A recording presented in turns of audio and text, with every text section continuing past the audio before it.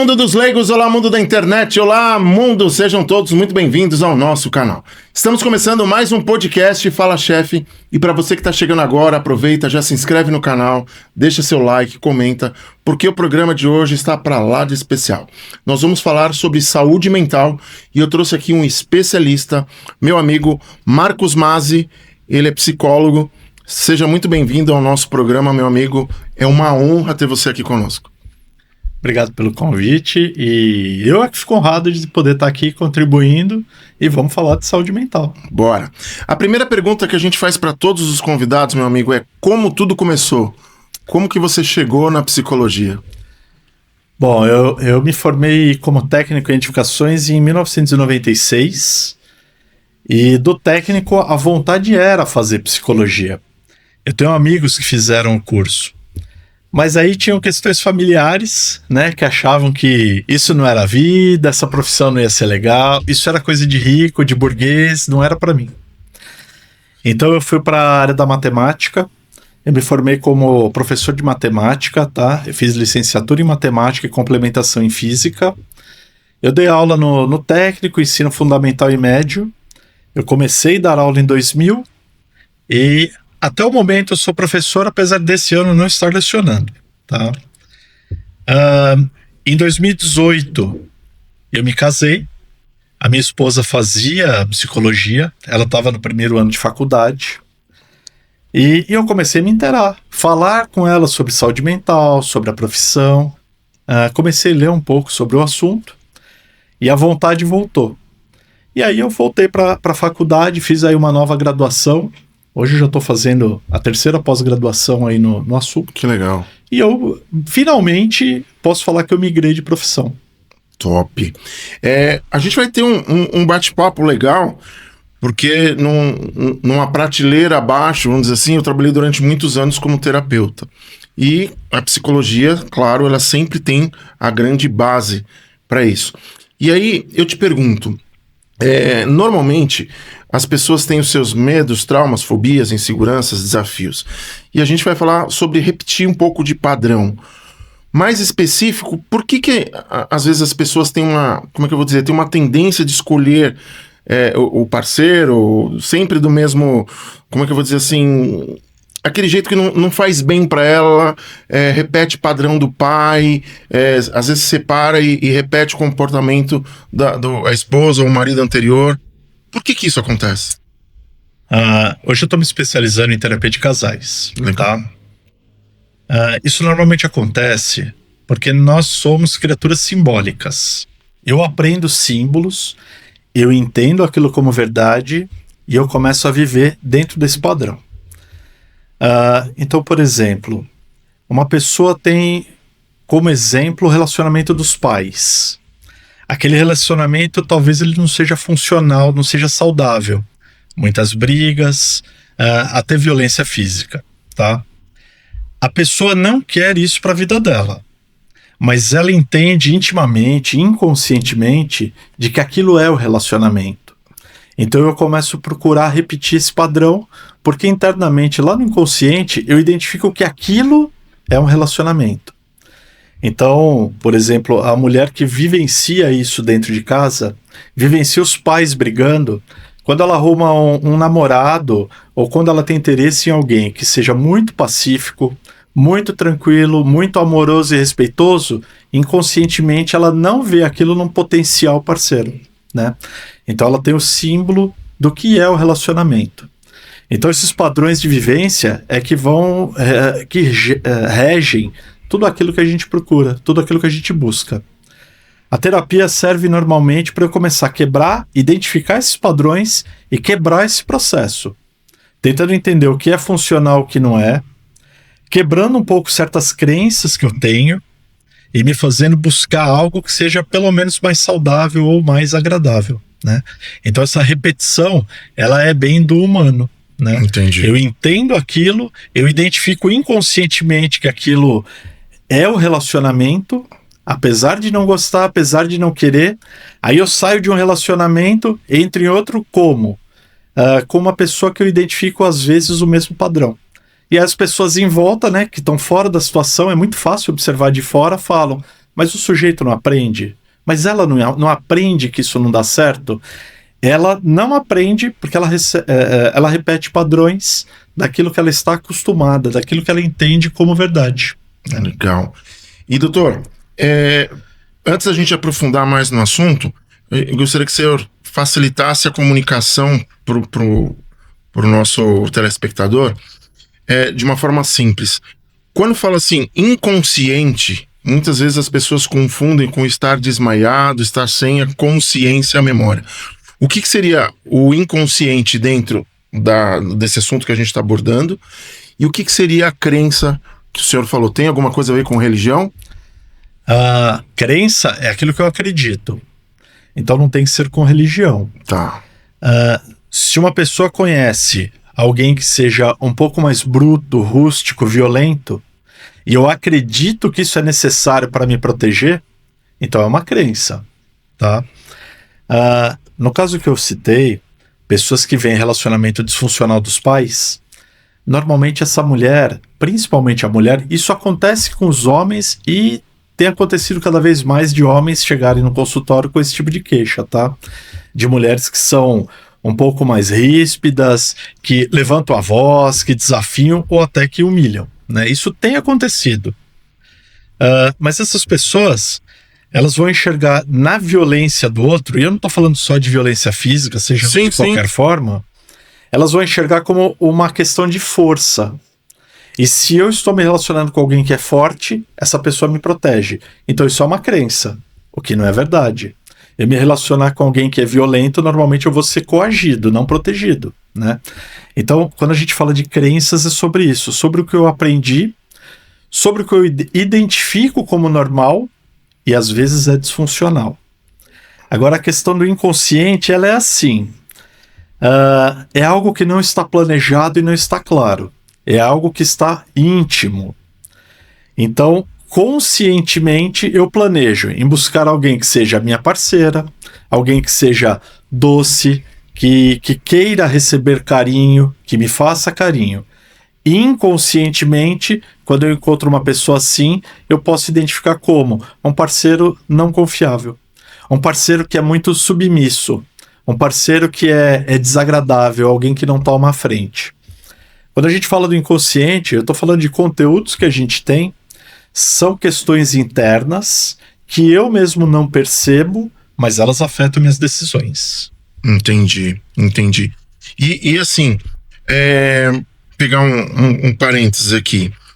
É verdade que aquilo que de repente me irrita, né, na parceira ou no parceiro, enfim, na verdade é aquilo que, como é que eu vou dizer isso? Que eu não aceito em mim mesmo? Seria mais ou menos isso ou eu tô viajando? É verdade, mas nem sempre. Tá? Isso realmente acontece, mas nem sempre. Às vezes o outro tem algum hábito que só me desestrutura, me desestabiliza, porque eu só não aceito. Por exemplo, tem pessoas que querem ser elogiadas o tempo todo. O parceiro pode ter um hábito de ser muito prático e muito de poucas palavras que não elogia muito. Isso pode me incomodar, tá? Agora, muitas vezes, o parceiro com quem a gente se relaciona, ele forma um espelho daquilo que eu sou. Então, se eu sou uma pessoa socialmente elegante, calma, que fala bem, aí eu tenho um parceiro que grita, que perde o prumo, aquilo pode me afetar muito, porque eu não admito aquilo. E normalmente isso vai me afetar muito quando eu gostaria de ser assim. Quando eu tenho o desejo também de colocar às vezes essa raiva para fora, às vezes essa desestrutura, essa desestabilização, quando eu quero colocar isso para fora, mostrar para o mundo, mas eu não consigo. Quando eu vejo isso no meu parceiro, aí me gera muita revolta. Então, normalmente, a pessoa com quem a gente se relaciona, ela forma um espelho muito íntimo, de coisas que eu tenho dentro e que eu não quero que o mundo saiba. Normalmente, a gente chama isso de máscara social, né? Aquilo que eu tenho no íntimo, não quero que ninguém saiba. Mas quando eu vejo isso projetado no meu parceiro, aí eu me desregulo. Entendi. E hoje em dia tem se falado muito em relacionamento tóxico, né? o que seria esse relacionamento tóxico e qual seria a diferença de, sei lá, uma fase ruim, as brigas que às vezes acontecem de desentendimento? Qual a diferença entre esses dois tópicos aí? Uma fase ruim a gente chama de crise, tá? O que é uma crise? É um problema. Uma crise num casamento ou num relacionamento é um problema que você está vendo ali. Quando as pessoas são parceiras, o que elas fazem em crise? É igualzinho uma empresa. Os sócios sentam, conversam e vamos achar uma solução. E esse vamos é muito importante. O nós é muito importante, não eu. O relacionamento tóxico é quando existem problemas, aí eles não são crises, eles são problemas que normalmente começam no início do relacionamento e duram o relacionamento todo. E não tem o nós, aí a culpa é sua. Então alguém se torna culpado. Normalmente isso é a primeira característica do relacionamento tóxico. Um relacionamento em crise, as pessoas sentam, conversam e procuram solução. O que é melhor para nós, como nós vamos agir. E no relacionamento tóxico, isso está assim, a culpa é sua. Então quando eu demando que todos os problemas do casal é culpa de um, a gente chama isso de tóxico. Hoje ele está muito na moda ser falado sobre isso, e a moda normalmente é assim. A pessoa está no relacionamento tóxico quando? Quando o meu relacionamento me faz chorar. Não é só isso. Existem relacionamentos tóxicos onde a pessoa se torna dependente emocional. Então, quando o indivíduo acredita que eu não tenho vida sem esse parceiro, a pessoa fica brava, mas a culpa é sempre minha. Eu não choro, eu tô assumindo essa culpa. Mas isso é um relacionamento tóxico. A dependência emocional gera essa toxicidade também, né? Então, o casamento, o relacionamento, ele é parceria, ele tem que ter equilíbrio. Existem dificuldades e conflitos sempre. É impossível existir um relacionamento onde não tem conflitos. As pessoas são individuais, elas são diferentes, elas vão ter ideias diferentes, mas elas têm que se unir para uma meta, para um bem comum, para chegar em um espaço comum. Se torna tóxico quando? Quando eu estabeleço as metas e o outro segue. Mesmo que não haja choro, mas existe aí uma carga emocional muito pesada, né? A moeda emocional é muito grave aí. É uma moeda que o outro não consegue pagar, então ele sofre, tá? Então, não é só quando a pessoa chora ou se vê infeliz, não. Quando ela é sobrecarregada, por isso também a gente chama de tóxico. E baseado nessa dependência emocional, a pergunta tem como se libertar, não sei se eu posso usar essa palavra, né? Sem que o relacionamento acabe, sem que tenha a separação, vamos dizer assim? Uma pessoa normalmente, quando ela é dependente emocional de outro, mesmo que ela se separe, é como ela seguir o padrão, arrumar um outro relacionamento e voltar a ser dependente dele, tá? O que é um casamento saudável, um relacionamento saudável? É quando eu sou um indivíduo, eu entendo quem eu sou, eu sei quais são os meus gostos, eu sei quais são os meus limites, eu me compreendo. Eu vou me relacionar com uma pessoa que também é um indivíduo. Essa pessoa pode ter crenças diferentes das minhas, ideias diferentes, mas nós temos que ser capazes de sentar e conversar sobre isso. E aí nós geramos o casal. Então o casal é como se fosse uma união de duas pessoas, tá? Quando é que ele se torna dependência? Quando o casal apaga uma dessas pessoas. Quando eu esqueço quem eu sou, eu paro de me respeitar, eu paro de me valorizar e eu acho que tudo é em prol do casal. Quando eu me anulo como indivíduo. Então, é necessário uma separação? Às vezes não. É necessário entender quem sou eu dentro da relação, eu me respeitar, eu tenho que me colocar em primeiro lugar, eu tenho que entender que se essa relação acabar, eu continuo sendo um indivíduo e continuo vivo. O outro tem que entender isso também.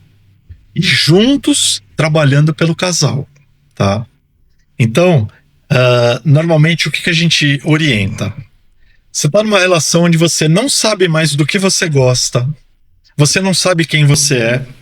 Às vezes no consultório a gente pergunta: quais são suas vontades? Fazer o outro feliz. Então você está fracassado. Ninguém faz o outro feliz. Eu posso ajudar, eu posso apoiar, mas não pode ser minha obrigação fazer o outro feliz. O que é que você planeja para o futuro? O que o meu marido quiser, o que minha esposa quiser. Eu vou para onde ele quer. Isso é se anular dentro da relação. Quando eu me anulo, eu tenho a dependência. Como é que a gente lida com a dependência? Eu preciso me desvincular disso. Eu preciso lembrar quem eu sou. Eu preciso voltar a ter prazeres na vida. Eu preciso me lembrar por que eu abdico de certas coisas, né? Um exemplo muito simples que eu posso falar de mim. A minha esposa adora carnaval. Adorava desfilar, inclusive. Eu sempre odiei o carnaval. A questão do desfile, de estar lá no desfile, né?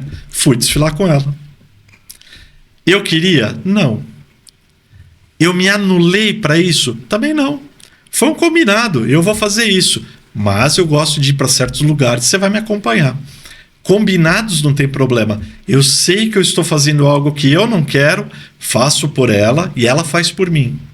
É diferente de eu me anular e falar, bom, a partir de agora eu vou ser uma nova pessoa em prol do meu parceiro ou da minha parceira para o relacionamento. E tudo que eu quero é enterrado. Né? Seria, no popular, o tal da Amélia, que pode ser para o homem também, né? Pode. E hoje em dia isso está muito comum para o homem. Por incrível que pareça, hoje em dia isso está muito comum. Eu até acho que isso não é só hoje, mas hoje os homens estão vindo para o consultório falar sobre isso. Tá? Há não muito tempo atrás, as mulheres vinham.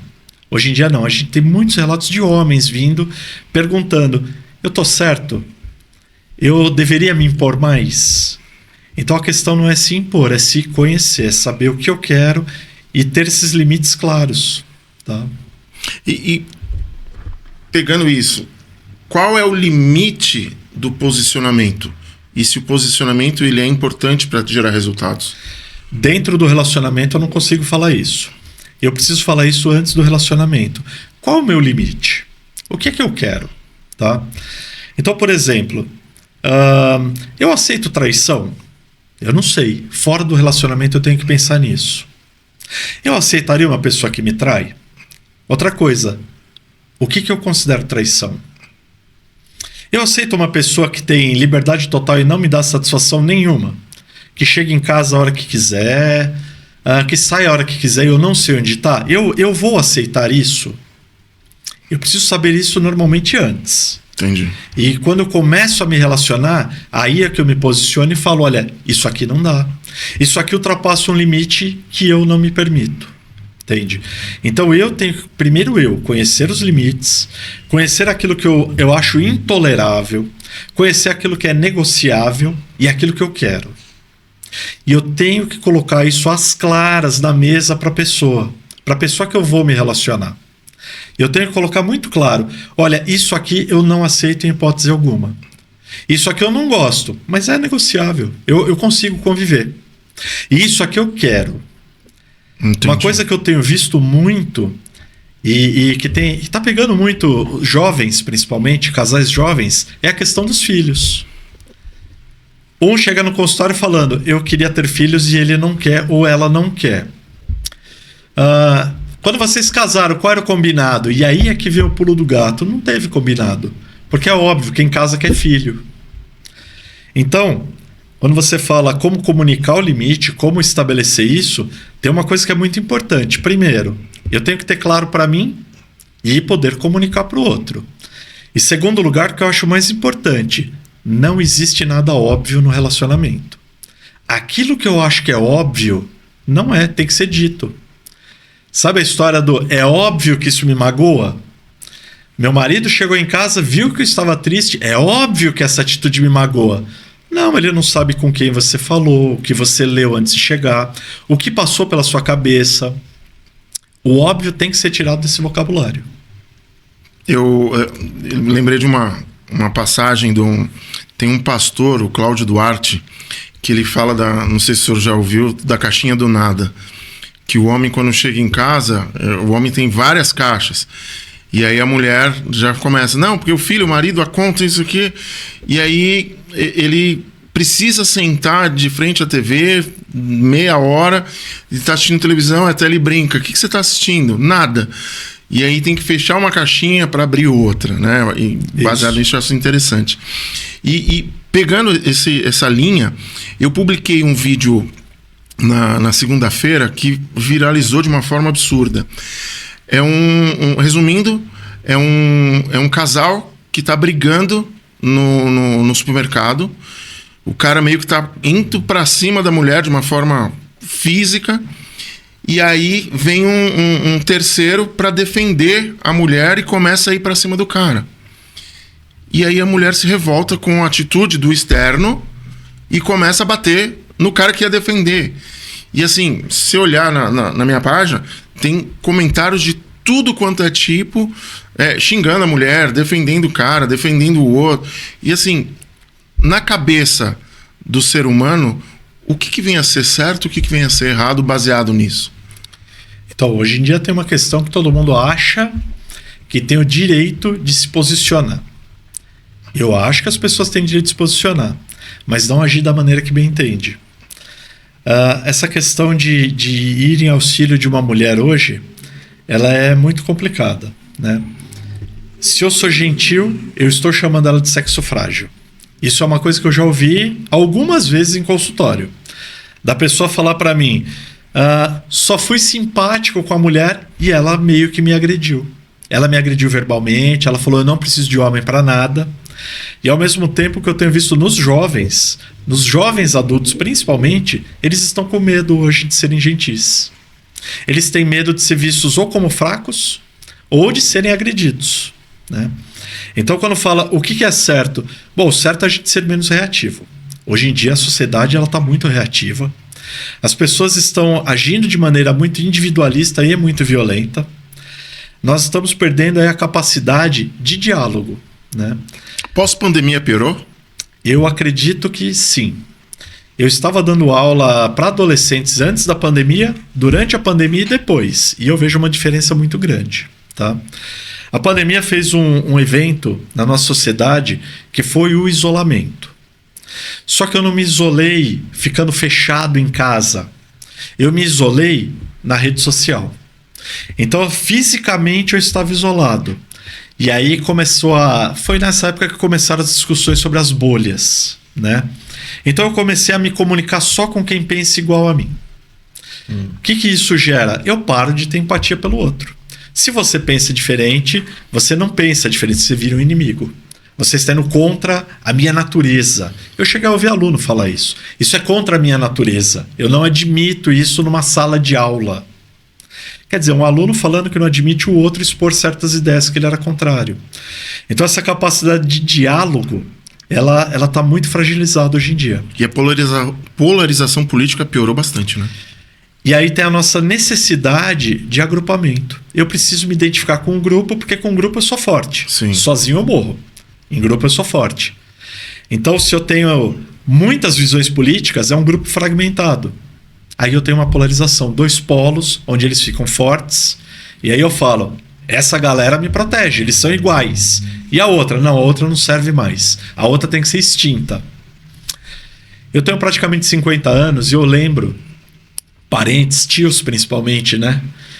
Em casa falando de política, e era assim, eu vou votar no Collor. E alguém fala, você é louco, esse cara vai afundar o Brasil. E acabava aí. Não tinha briga. Quer dizer, a opinião de um não afetava o outro. Tinha um respeito ali, né? Era ouvir as ideias. Eu não concordo, mas eu respeito o indivíduo. Hoje em dia tá muito difícil encontrar o indivíduo. Hoje em dia nós encontramos assim aquela pensamento de manada mesmo. Eu tenho que seguir esse fluxo porque juntos somos mais fortes. Só que eu também parei de pensar. Eu parei de ser crítico. Eu começo a acreditar no que eu ouço, porque se eu pensar, eu corro um risco muito sério, ser abandonado por esse rebanho. Eu não posso ser diferente.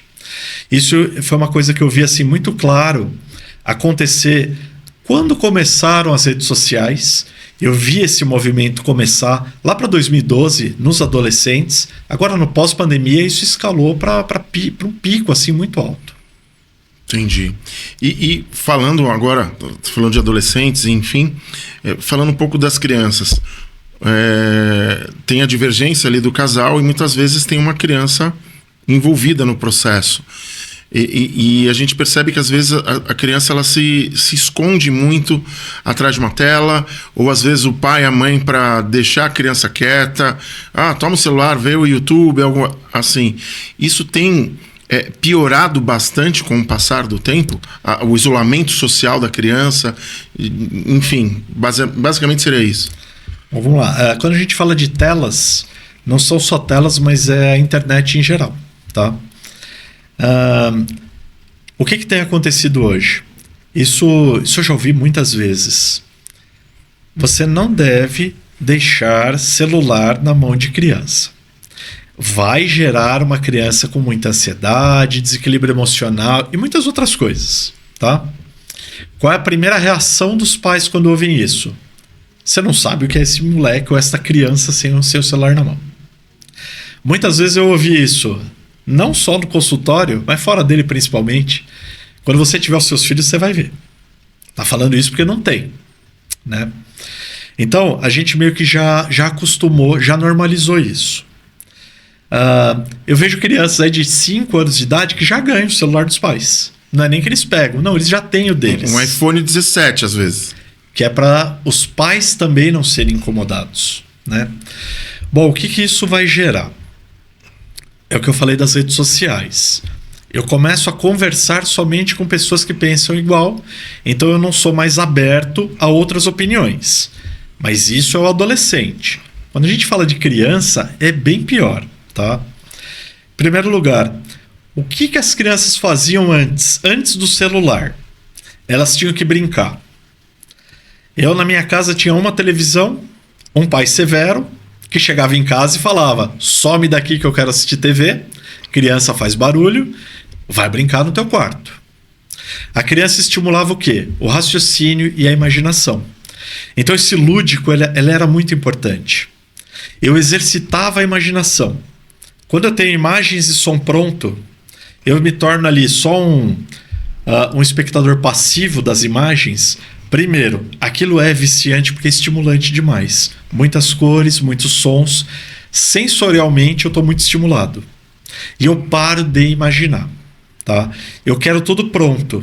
Eu paro de exercitar algumas sinapses ali que vão me fazer, além de imaginar, me tornar uma pessoa crítica. Olhar e falar: isso não está certo. Eu dei aula de matemática há 25 anos. E eu vejo que os jovens hoje, eles têm uma dificuldade muito grande, mesmo, na abstração. Quando eu falava de forma geométrica, eles não conseguem imaginar um cubo. O cubo é uma coisa simples. Talvez alguém que esteja vendo ou ouvindo não saiba o que é. Mas um jovem que está no ensino fundamental, no 8º ano, ele tem a obrigação de saber. Ele já aprendeu isso diversas vezes. Mas ele não consegue imaginar. Aí eu pego um dado comum, dado de 6 faces, e mostro, aí eles falam: é isso. Se eu peço para eles imaginarem, abstrair, ter a imagem mental, eles têm dificuldade, mesmo tendo visto o objeto. Então, nós temos assim algumas dificuldades no ensino, e a gente já está notando que é por isso, né? Além disso, tem o descontrole emocional. As crianças hoje, elas estão se tornando muito ansiosas, tá? Extremamente ansiosas, e elas não têm uma coisa que é fundamental, é aprender a lidar com a frustração e com o tédio. Eu parei de ter estímulo, a criança grita, ela chora, ela atira as coisas, ela desregula, porque ela tem que estar sendo estimulada o tempo todo. Quando isso acontece, eu vou gerar o quê? Um adulto que não consegue se regular. É aquele adulto frágil. É aquele adulto que, quando ouve um não ou tem um problema, uma adversidade, ele vai desregular. Ele vai chorar igual a criança? Não, ele vai entrar em pânico. Tá? Ele não vai saber o que fazer. Eu conheço adolescentes, 1 minuto sem estímulo, eles ficam impacientes. Eles começam a andar de um lado para o outro. Como é que uma pessoa assim consegue aprender alguma coisa? O que é o aprendizado? Eu preciso estudar, eu preciso parar, eu preciso refletir naquilo que eu acabei de aprender para interiorizar o conhecimento. Eles não conseguem ter esse processo. É por essa razão, por exemplo, hoje, que nós estamos vendo aí muitos jovens que não conseguem ler, né? É o que antigamente chamava de analfabeto funcional. Então eu vejo os jovens assim, 16, 17 anos, eles começam a ler, eles não conseguem interiorizar aquilo que eles estão lendo, então são palavras que eles estão proferindo, mas eles não pensam naquilo. Chegou no final da sentença, da frase ou da página, sobre o que é que você estava lendo? Eles falam, não sei. Então, essa capacidade de imaginação, de introjeção, eles estão perdendo por causa do estímulo de redes. E essas... De corrija os nomes se eu estiver errado. Autismo, TDAH e burnout. Sempre existiu ou isso está sendo propagado maior pelas informações ou está realmente aumentando o percentual disso? Porque a gente... Eu falo assim, eu sou da geração, eu tô com 51 para 52... que eu também tinha esse lance do pai rígido, uma TV, não, e porque eu quero, e assim vai. Só que eu analisando isso hoje, eu falo, ainda bem que eu tive essa pressão, ainda bem que eu vivi o desafio da educação, porque hoje a gente consegue se portar em qualquer lugar. E só emendando aqui, tem um cara nas redes sociais que ele entrevista algumas pessoas na rua fazendo perguntas muito básicas. E as pessoas não sabem responder. Do tipo, qual a fórmula da água? A pessoa não sabe. Quantos segundos tem em 1 minuto? A pessoa não sabe. Eu achei um absurdo. O cara perguntou assim, que planeta fica o país de Portugal? A pessoa respondeu Júpiter. E aí você começa a falar assim, eu vou usar o termo que a gente falava, o burro tá surgindo por falta de conhecimento, educação, ou de ter alguém ali de uma forma rígida. Como é que você vê essas novas doenças ou o aprimoramento do que já existia? Faz sentido isso ou não? Aí são várias coisas. Primeiro é uma questão social, tá? Pessoas doentes, e vamos chamar assim, doentes, há não muito tempo atrás, eram hospitalizadas, institucionalizadas e sumiam. A família tinha vergonha, tá? Então a gente tem aí o histórico de manicômios, tudo, com pessoas que às vezes nem doentes eram, tinham dependentes químicos que acabavam no manicômio para ser escondidos socialmente. Então, primeiro você tinha uma questão social. Em segundo lugar, os diagnósticos estão aumentando muito e estão sendo amplamente divulgados, tá? Eu lido com alguns adultos, hoje 3 adultos que tiveram diagnóstico de autismo tardio. Tá? Tiveram esse diagnóstico já adultos. O que mudou na vida deles? Nada. Ter o diagnóstico não mudou nada. Eles estão aprendendo a lidar com situações que eles passam. Só que essas pessoas, eu tô falando de pessoas na casa dos 50 anos hoje. Quando eles tinham 15, 16, não se fazia esse tipo de diagnóstico. Só famílias assim, ou muito esclarecidas, ou que tinham muito acesso à saúde, é que iam atrás disso. A maioria não ia. Então eu tenho um paciente que ele já me relatou. Ele tem um autismo leve. Ele ficou sabendo disso agora na casa dos quase 50 anos, tá? Porque o filho dele foi diagnosticado e ele começou a perceber algumas equivalências aí da infância, foi atrás, está diagnosticado. Aí ele fala assim, onde ele ia, ele mexia em tudo. E onde ele mexia em tudo e apanhava. Porque a mãe cansou de ensinar, não pode mexer. Ele tem vários irmãos e irmãs, todos aprendiam, ele não. Porque isso era uma característica do autismo. A curiosidade dele superava qualquer coisa que ele tinha. Ele precisava tocar, ele tinha essa necessidade. O problema é que antes as pessoas só falavam, a criança é difícil, ele não aprende, ele não consegue, ele não me ouve, ele não me entende, né? Hoje em dia, o diagnóstico ele é mais fácil. A gente tem maior acesso, inclusive, à saúde, tá?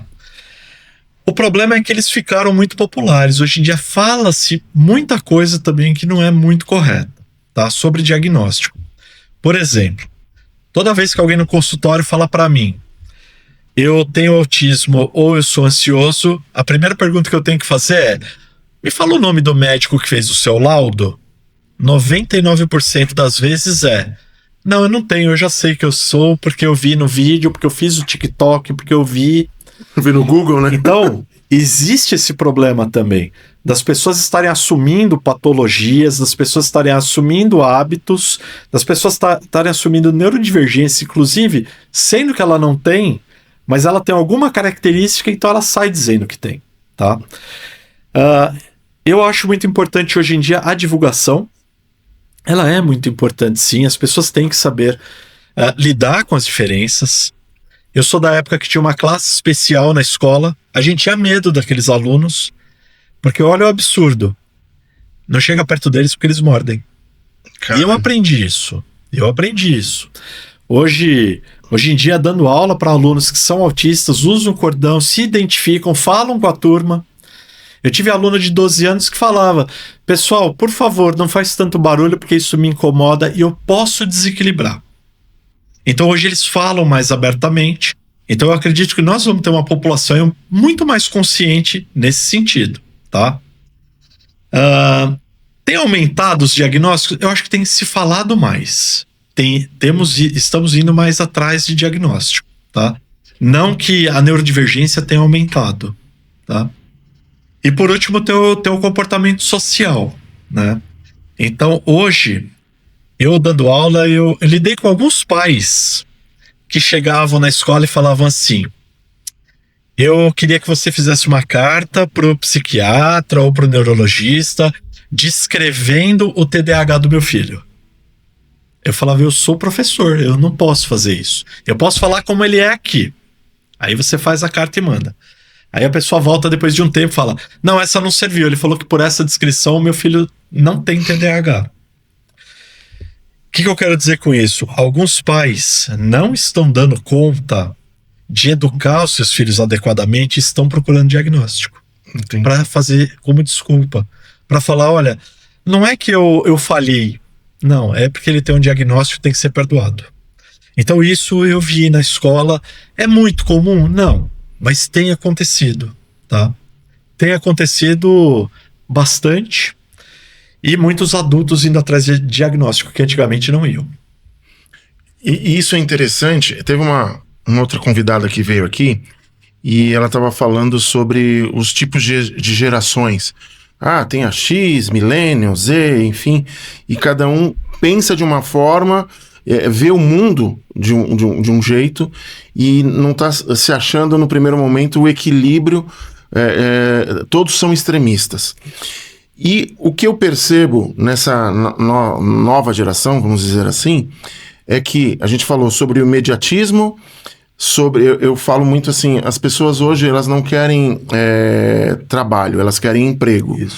E aí, muitas vezes, não deu certo aqui, troca de emprego e vai trocando, outros vão partindo pros tigrinhos da vida, os jogos online, para ter dinheiro mais fácil. Aí você vê, são os influenciadores que andam de Porsche, têm mansões e dizem que é tudo muito fácil. E muitas vezes essa geração, ela é influenciada. Por que isso vem acontecendo e o que mexe na cabeça dessa geração que está vindo? Hoje em dia a gente está vivendo uma sociedade de muito clique, né? Eu preciso performar, tá? E isso tem acontecido mesmo. Houve um tempo aí, quando surgiu aí o Instagram, era como as pessoas: vai num restaurante legal e tira a foto do prato e olha o que eu estou comendo. Né? No começo era assim, é verdade. Muita gente fazia isso. Saía com a esposa ou a namorada, vai numa cafeteria, senta do lado do outro, estou no café. Vai num barzinho, estou no happy hour. E era só para mostrar. Virou um álbum de fotos, virou um registro. Hoje, eu atendo algumas pessoas que chegam perturbadas porque o mês passado tinha 60 curtidas na foto e agora só teve 30. Aí eu falo: tá bom, qual é a sua profissão? É modelo, influencer, tal? Não, eu sou secretário em tal lugar. Por que isso é importante? Porque eu quero que as pessoas gostem de mim.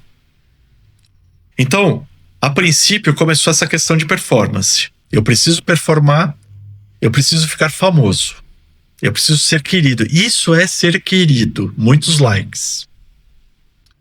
Eu dava aula para alunos adolescentes e falavam assim: meu sonho é jogar bola. Eu quero ser jogador de futebol. Nos últimos anos, isso pós-pandemia também. Qual o seu sonho? Jogar no Barça. Por quê? Porque eu quero uma Ferrari. Eu não quero mais jogar bola. Eu quero uma Ferrari. Então a questão é o dinheiro. Aí eles falam, não, é que eu quero ser famoso. Se eu não tiver uma Ferrari... Teve um aluno, eu nunca esqueci. Se eu não tiver uma Ferrari e não colocar um diamante na orelha, quer dizer que eu não tenho sucesso. Nem precisa jogar bem. O que eu quero é a fama. Entendi. Tá? Uma pessoa que chega numa rede social hoje e fala assim, olha, vocês têm que estudar. E depois da graduação, vocês ainda não vão saber nada. A graduação serve para você aprender vocabulário, começar a se especializar, estudar e se aprimorar para o resto da vida e ter uma profissão. Isso não dá clique, isso não dá vídeo. É muito esforço e longo prazo. Se eu pego um sujeito que chega numa rede social, chega um influencer e fala, se você apostar aqui, você pode ficar rico amanhã. Com R$10 você transforma em 1 milhão. Eles compram essa ideia, tá? Eles vão comprar essa ideia. Vai funcionar? Não.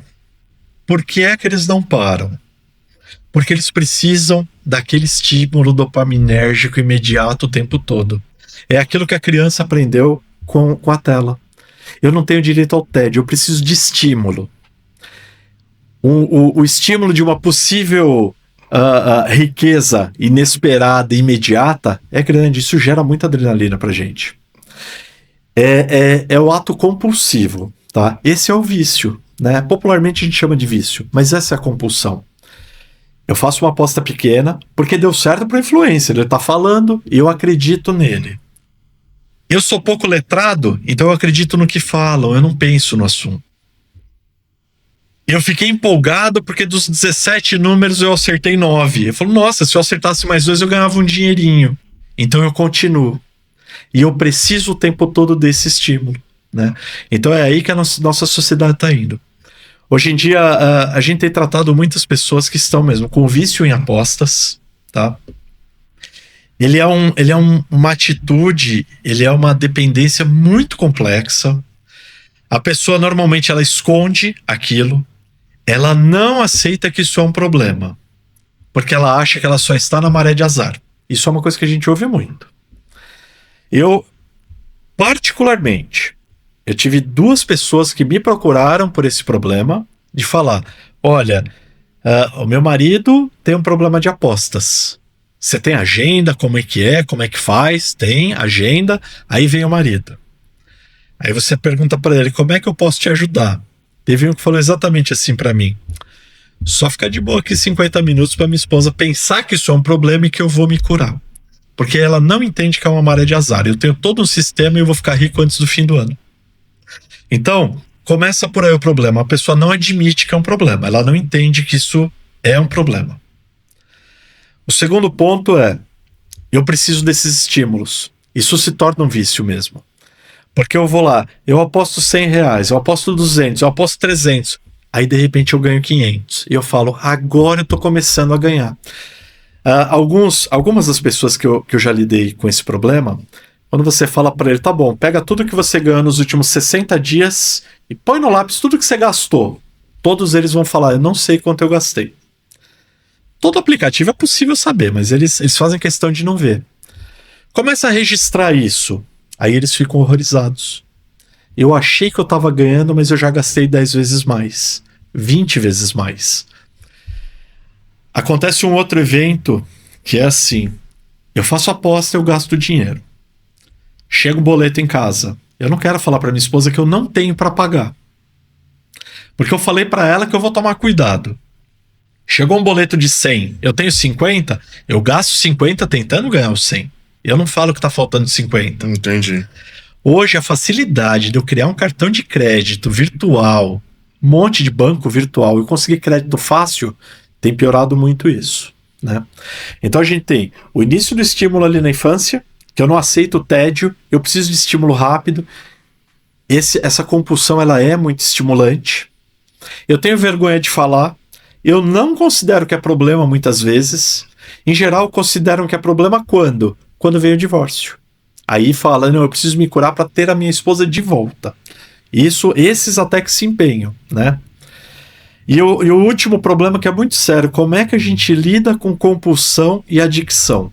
Primeira regra, você tem que se afastar do alvo do vício. Sai do ambiente, né? E se eu largar o celular, eu trabalho? Normalmente não. Então, é pelo celular que vem a aposta. Se eu sou engenheiro, meu chefe fala comigo pelo celular. Se eu sou profissional liberal, eu preciso disso para ter trabalho. Eu consigo ficar longe? Eu não consigo. Primeiro momento de fraqueza, primeiro momento de problema ou dificuldade, a compulsão volta, ela fala mais alto. Eu preciso de carinho, eu preciso de alento. O que eu faço? Eu vou apostar, porque se eu ganhar, tudo está resolvido. Os problemas somem.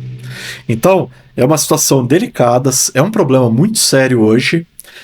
E eu fiz trabalho numa casa de jovens menores vulneráveis, tá? Então eram garotos que viviam em situações muito complicadas, bairros muito violentos, e ficavam ali para ter. Eles tinham aula de música, eles tinham socialização, tudo num ambiente ali bastante controlado. Isso eu tô falando jovens, 16 para baixo, tá? E 14 a 16 anos, a grande maioria. Muitos com problemas muito sérios já de aposta. Muitos deles. Eles tinham problemas por quê? É muito precoce isso, né? Eles tinham problemas por quê? Porque era fácil conseguir dinheiro. É muito fácil apostar. E para eles é assim, quando eles veem no YouTube, no Instagram, seja onde for, alguém falar, eu não estudei, com 10 reais eu tive 1 milhão. Eles não têm noção nem de quanto é 10, nem de quanto é 1 milhão. Mas o que eles conseguem, eles apostam e começam a fazer dívida, né? E aí a vida desanda mesmo. Eles começam a fazer dívida, não conseguem sair disso, aí eles se sujeitam muitas vezes ao crime mesmo. E você falando nisso, eu lembrei, eu sempre fui muito noveleiro, né? E eu lembro que tinha uma novela que a personagem, ela começou a se viciar muito em jogo. E as coisas começaram a sumir de casa, e o marido, que ele era um mega do empresário, nem prestava muito atenção. E chegou uma hora que ela começou a ir nos lugares, nos muquifo, que você fala assim, o que ela tá fazendo ali? E assim, a compulsão, a necessidade de jogar levou ela realmente pro fundo do poço. E eles acabaram se separando ali. Eu não lembro o nome da novela, eu não lembro o nome da atriz, mas era mais ou menos a compulsão, o vício levou ela pro buraco.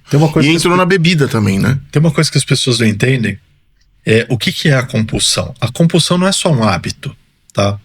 A compulsão é uma vontade, é um desejo muito forte que supera a vontade.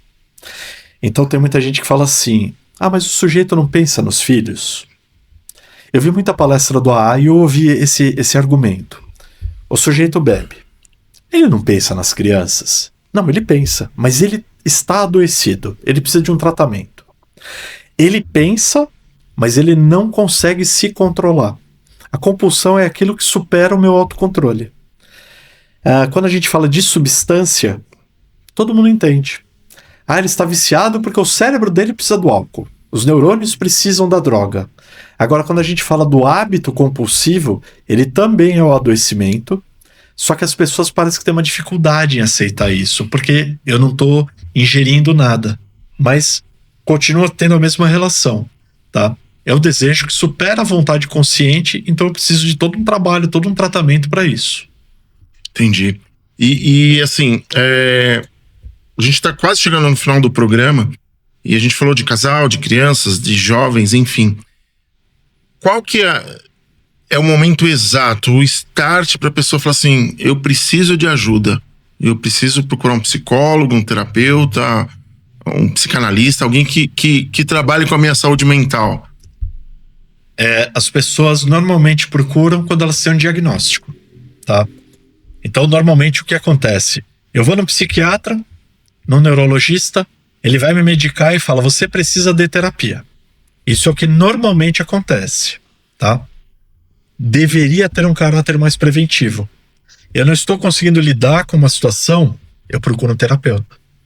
Eu não devia chegar nesses extremos. Eu não devia chegar ao adoecimento, tá? Então, por exemplo, eu atendo algumas pessoas que estão com dúvidas sobre vestibular. A pessoa está no ensino médio, está em dúvida, ela procura terapia. Ela vai procurar para quê? Para ela ter aí tomadas de decisões mais conscientes. Interessante. Eu atendi uma pessoa que o único problema dele, ele me procurou só por isso, para eu comunicar à família dele que ele não ia fazer faculdade. Ele não queria esse estresse, ele não queria a briga. Ele sabia que os pais achavam que isso era muito importante. E os pais achavam que ele não sabia o que queria da vida, mas ele já tinha ali tudo planejado. Vários cursos e línguas, e ele falava, é que a profissão que eu quero não tem faculdade. Ele queria ser piloto de prova. E ele queria aprender a comunicar isso. Agora, o que normalmente acontece? A pessoa comunica, a família briga, não aceita, o sujeito vai obrigado para a faculdade, aí vem a ansiedade, aí vem o burnout, aí vem a frustração, sou medicado, aí eu vou lá no terapeuta, aí ele vai descobrir, 10 anos atrás, quando essa decisão foi tomada, ela foi toda errada. Aí a gente trata o problema, a gente trata o adoecimento. Então assim, eu vejo terapia como deveria ser mais preventivo. A pessoa quando está com alguma carga emocional e acha que não está lidando bem com aquilo, deveria procurar ajuda. Não esperar o adoecimento completo. É muito comum isso nos casais. Nos casais isso é extremamente comum. Meu casamento acabou, eu não suporto mais olhar a pessoa que vive comigo, não quero ouvir a voz dela. Como último recurso, vou para terapia. Existe relacionamento? Não. E quer salvar o quê? Então, normalmente, chega na terapia de casais aquele casal que não é mais um casal. São pessoas que estão em vias de divórcio e assim, para ninguém falar que eu não tentei, eu vou usar isso como último recurso. Ou alguns que querem se divorciar e chegam na terapia para anunciar o divórcio, tá? Porque não tem coragem de falar ou quer falar de uma maneira menos dolorosa, tá? Quando, na verdade, quando os problemas começam, eu tenho uma crise, eu sento com o parceiro ou a parceira, a gente não chega a conclusão nenhuma. Em vez de começar a brigar, eu deveria procurar a terapia. Aprender a me comunicar melhor. Tentar entender por que o outro reage assim, né? Então, o momento ideal de se procurar terapia é quando eu sinto um desconforto, eu estou sentindo um peso grande demais da vida, eu estou sentindo que eu não consigo me regular. Tem algumas pessoas que falam assim, eu não estou me sentindo eu mesmo. Eu não consigo voltar ao normal. Procura terapia. E se o problema não exigir terapia? O terapeuta vai te falar, olha, o que você precisa é de outro tipo de especialista, não tem problema nenhum. Às vezes eu ouço pessoas falarem, eu já aconselhei muita gente a procurar terapia infantil. O que é a terapia infantil? Assim, muito a grosso modo. Meu filho tem um comportamento e eu quero que ele melhore. Eu procuro um terapeuta infantil. É porque o meu filho tem problemas? Não. É porque ele está tendo um comportamento que eu não estou sabendo lidar ou educar. O que eu quero? Aconselhamento. Mas o que a gente ouve muito quando aconselha a terapia infantil, ele não tem problema. Isso é uma fase, isso passa. Em geral, isso não passa. Isso pode piorar. Porque se é um problema hoje que eu não sei lidar, se ele não é tratado, ele vira o adoecimento familiar, né? Aí eu vou ter que lidar com questões mais profundas, com uma pessoa que aprendeu a ser disfuncional. Então, quando as pessoas iniciam um problema, quando as pessoas têm uma carga emocional, quando as pessoas acham que as coisas estão muito pesadas, deveriam procurar terapia. E tem gente que tem medo de chegar na terapia e que vai receber conselhos. Terapeuta não é conselheiro, né? Às vezes a gente fala, olha, você não precisa de um terapeuta, você precisa de um mentor, você precisa de mentoria, que é outra coisa, né? Então terapia é para saúde mental e deveria ser mais visto como preventivo. Legal, perfeito. Doutor, que aula que a gente está tendo aqui hoje. Infelizmente a gente está chegando no final do nosso programa e eu queria que o senhor deixasse as considerações finais, deixasse seus contatos e de repente falasse algo que eu não perguntei, mas de repente no nosso bate-papo surgiu aí um insight ou um lembrete. O espaço é todo seu. O primeiro conselho que eu dou é: façam terapia. Muitas vezes as pessoas perguntam: todo mundo precisa de terapia? Existem alguns estudos que vão falar que sim, pelo menos 3 vezes durante a vida, tá? Então, tanto a terapia quanto a psiquiatria, existe um senso, ele é estudado, 3 vezes na vida de uma pessoa com 80 anos, ele vai necessitar desse tipo de ajuda, né? Qualquer problema que se tenha, procure um terapeuta. A gente tenta viver de maneira melhor. A gente consegue ajudar a pessoa não a resolver os problemas. Eu ouvi algumas pessoas falarem: o que adianta fazer terapia? Os problemas no meu emprego continuam os mesmos. No emprego, sim, mas a sua mudança de comportamento faz com que você encare isso de maneira diferente. Se a maneira que um cliente me trata me adoece, eu preciso entender o porquê, e com terapia eu consigo entender por que aquilo me afeta, por que está no campo do afeto, e talvez mudar a maneira que eu encaro isso. Como terapeuta, eu já ajudei algumas pessoas a fazer transição de carreira. A pessoa tinha medo de mudar, e depois de um tempo fala: olha, além de mudar de carreira, hoje eu vivo muito melhor e mais realizado. Eu mudei a carreira dela? Não. Eu ensinei ela a fazer? Não. Eu só dei ferramentas, instrumentalizei ela para ela entender por que eu tenho medo, isso é consciente, né, ou não. Ou seja, ferramentas para eu lidar com as adversidades da vida. Tá? Perfeito, perfeito. Suas redes sociais, seus contatos? Bom, o nome é o @Marcos Mazzi, né? M-A-Z-Z-I, com 2 Z's. E principalmente o WhatsApp. Quem entra em contato comigo é pelo WhatsApp. Isso tudo está no Instagram. Tá? Hoje, de rede social, eu só uso Instagram, nenhuma outra. E o Lattes eu mantenho ali. Vamos ver se alguma faculdade entrar em contato. Boa. Né? Conteúdo tem, né? Conteúdo, estudei bastante, tá? 25 anos de aula aí também não é pouco, né? E hoje eu tô priorizando aí o atendimento voltado.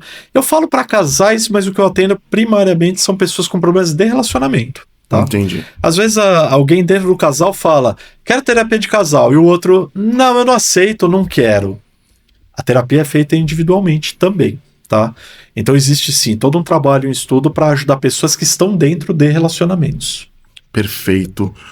Doutor, gratidão, foi uma honra receber aqui, a gente aprendeu bastante e como o espaço é curto, o tempo é curto, queria trazer mais vezes o senhor aqui. Eu agradeço. É só combinar que eu venho. Perfeito. Eu é que agradeço o convite. Muito obrigado. Obrigado. E a gente vai chegando ao final de mais um podcast Fala Chefe. Falei que o programa de hoje estava especial, a gente ia trabalhar com a saúde mental. E eu queria agradecer imensamente aos nossos patrocinadores. São vocês que acreditam no nosso projeto e fazem com que a gente possa trazer profissionais exemplares, assim como o Dr. Marcos. E a gente vai encerrando com aquela velha frase que sempre toca no meu coração do método Kaizen. Hoje melhor do que ontem, amanhã melhor do que hoje. Até o próximo programa.